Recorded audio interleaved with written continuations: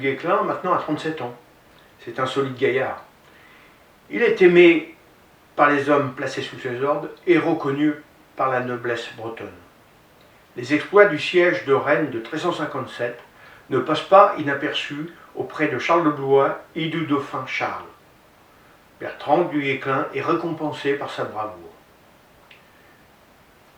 Charles de Blois le fait chevalier. Il lui confère la seigneurie de la Roche-des-Riens.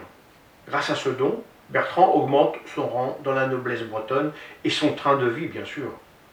Une amitié solide liera ces deux hommes jusqu'à la mort du duc le 29 septembre 1364 à la bataille d'Auray, mettant fin donc à la guerre de succession des ducs de Bretagne. Quant au dauphin, il lui octroie une rente annuelle de 200 livres et le nomme capitaine général de Pontorson, du Mont-Saint-Michel et du manoir de Sacey en Sud-Manche. Or, Bertrand a fort à faire dans cette région. C'est un cadeau empoisonné. N'oublions pas qu'Édouard III a ravagé tout le Cotentin quelques années auparavant. Les villes sont tenues soit par des Anglais, par des Navarrais ou par des mercenaires qui pillent les campagnes. Cette partie basse de la Normandie est à genoux. La garnison de Pontorson a un effectif faible en hommes. Il se fait aider par la paysannerie dont il a un profond respect. Il le gardera jusqu'à sa mort. Cette protection de la garnison et de son environnement coûte cher. Tout doit être payé par le dauphin, mais là on n'arrive pas. Il fulmine. Bertrand est un homme juste et droit. Il explique à son entourage: le dauphin doit payer. Si l'argent ne vient pas à moi, j'irai le chercher à Paris. Le dauphin, par contre, est en mauvaise posture avec Étienne Marcel. Il a même quitté Paris. Il est à Provins. Qu'importe. Bertrand rejoint le dauphin, le rencontre et explique son problème. Par lettre du 12 avril 1358, le dauphin demande aux généraux des finances de payer la solde de la garnison de Pontorson et de son capitaine. Voilà un capitaine qui réclame son dû au futur roi de France. Osé ou inconscient, et pourtant ça marche. À cette époque, le trafic des marchandises et du ravitaillement se faisait majoritairement par voie d'eau. Or, la Seine, l'Oise et la Marne sont contrôlés par les Anglo-Navarrais. Le premier objectif de Charles est Meulan, dans les Yvelines, tenu par les Navarrais. Le château et la rive gauche sont navarrais, la rive droite est française. Mais ce château est encore plus important à prendre, car y habitent deux reines. Jeanne de France, 1343-1373, fille de Jean II et femme de Charles le puis Blanche de Navarre, 1331-1398, veuve de Philippe VI et sa fille Jeanne de France. Le dauphin lève une armée de 4000 lances et de nombreux piétons. Nouveau, à cette période, il emmène de l'artillerie comprenant plusieurs pièces légères et 2 gros canons. À la tête de cette armée, le connétable Robert de Fienne. Bertrand du Guesclin, quant à lui, est capitaine d'une petite compagnie de Bretons. Le siège de Meulan commence le 18 juin 1359. La ville et le château sont bombardés de projectiles.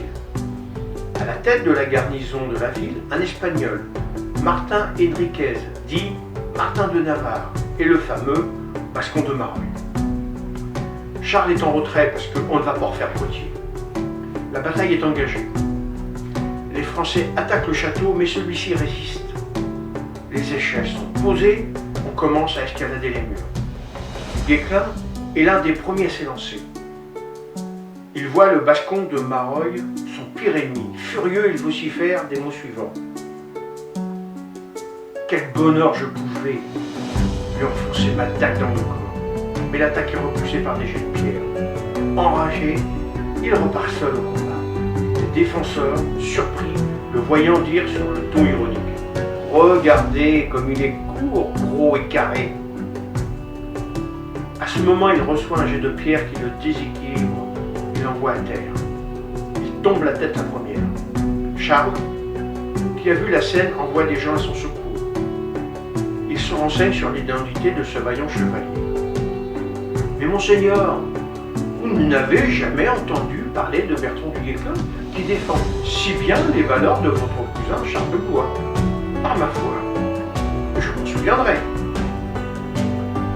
Réveillé, Bertrand repart au combat et déjoue une sortie des défenseurs du château. Il les repousse jusqu'au pont-logis. Mais le siège de Melun tourne court. La politique. Charles le Mauvais entame des négociations avec Charles le Régent. Le 21 août 1359 est signé le traité de Pontoise. Charles de Navarre prête hommage au Régent. On lui restitue les forteresses prises par les Français et du Guesclin retourne à Pontorson. Il reprend ses escarmouches. Maintenant, du Guesclin porte toute son attention sur la Normandie. En effet, les membres de la famille royale le nomment lieutenant afin de défendre leurs terres. Qui sont ces hauts dignitaires qui ont si confiance en lui? Alors, nous avons d'abord Philippe de France, duc d'Orléans, frère de Jean II et fait prisonnier à la bataille de Poitiers. Il sera libéré en 1360. Son père lui donne le duché d'Orléans, que du Guesclin sera chargé de surveiller pendant sa séquestration. Le deuxième, Louis Ier d'Anjou, deuxième fils de Jean II, otage des Anglais à la place de son père. Il s'enfuit de la Tour de Londres. Il refusera de revenir en Angleterre. Il nomme du Guesclin lieutenant dans le Maine et l'Anjou. Et le troisième, Pierre II de Valois, comte d'Alençon, otage des Anglais à la place de son cousin Jean II, et l'un des seigneurs de du Guesclin. Bertrand est un organisateur, un tacticien, un chef de guerre. Il fera du Mont-Saint-Michel son QG, Pontorson sa position stratégique entre la Normandie, l'Anjou et la Bretagne, et de son château il surveillera tout l'ouest du royaume. Il est le principal représentant du régent dans cette région. En janvier 1362, Charles, duc de Normandie, pour le récompenser des résultats de ses campagnes contre les Anglo-Navarrais, lui donne le château et la seigneurie de la Roche-Tesson, dans le sud-Manche. Grâce à cette acquisition, il devient conseiller du roi et chevalier banneret. Cette forteresse est située sur la route d'Avranches à Saint-Lô, route stratégique vers le sud.